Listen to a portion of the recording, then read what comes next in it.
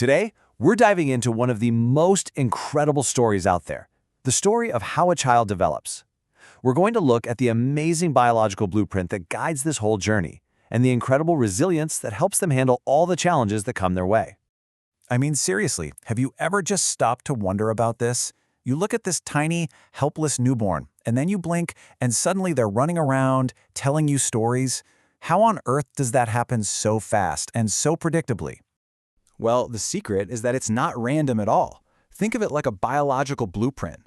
There's a pre-written plan for growth that unfolds in a very specific, predictable order, and it guides everything from getting bigger to learning new skills.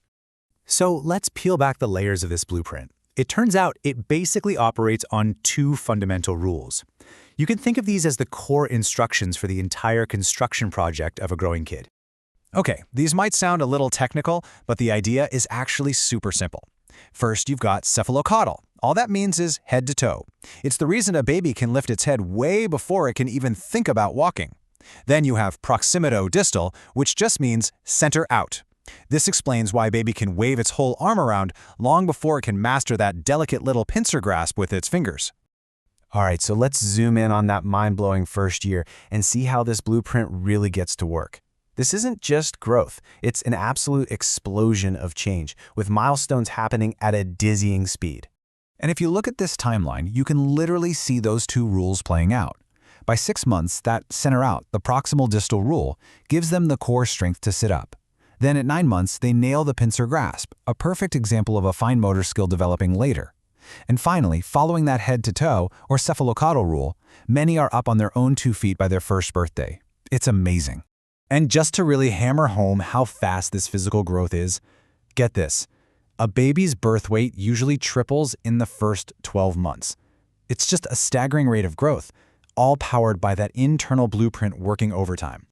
But blueprints aren't always flawless. So what happens when there's a glitch right from the very beginning? Well, sometimes the plan for the heart itself has an error, and that leads to what we call congenital heart defects. To really get a handle on this, we can kind of boil it down to a tale of two babies.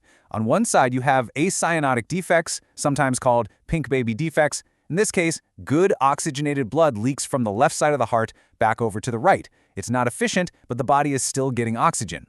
But on the other side, you have cyanotic or blue baby defects. Here, deoxygenated blood gets shunted from the right side of the heart over to the left, completely bypassing the lungs and getting sent out to the body, and that's what causes that bluish tint to the skin. So a classic pink baby issue is something called a ventricular septal defect, or VSD for short. All it is really is a hole between the heart's two lower chambers. That leak of oxygen-rich blood back toward the lungs makes the heart and lungs work way harder than they should, which can cause problems like poor weight gain and lots of respiratory infections. And for a classic blue baby example, you've got the famous tetralogy of Fallot. It's actually a combination of 4 different heart problems all at once. This can lead to these sudden, really scary episodes of deep blue skin color, which are known as TET spells. And it even has this really unique signature. On an X-ray, the heart often has a distinctive bootleg shape. Of course, even with the perfect blueprint, life throws curveballs, right? Childhood is full of navigating these external hurdles, like common illnesses. And what's amazing is how many of them have these unforgettable telltale signs. Let's start with croup. You might have heard of this one. It's a super common viral infection in little kids that makes their upper airways swell up and get narrow, and that leads to a very, very distinctive sound. Because what happens is that inflammation forces air through this tiny, tight space, and it produces a cough that sounds exactly, and I mean exactly, like a barking seal. It's one of those sounds you hear once and you never forget it. It's the classic sign of croup. Okay, next we have Kawasaki disease. This one's a bit more rare, but it's serious. It's an illness that causes inflammation in blood vessels all over the body, and that can even affect the heart. And its hallmark sign is just as wild as the croup cough, but it's something you see. A bright red, swollen, and bumpy tongue that looks shockingly like a strawberry. It's a really powerful visual clue for this condition. All right, our next one is called intussusception. It's a bit of a mouthful, but the concept is really mechanical. Imagine a telescope. You know how the pieces slide into each other? Well, that's what happens here, but with a piece of the intestine sliding into the part next to it, causing a serious blockage. And this blockage leads to a symptom that sounds, well, a little weird. Current jelly-like stool.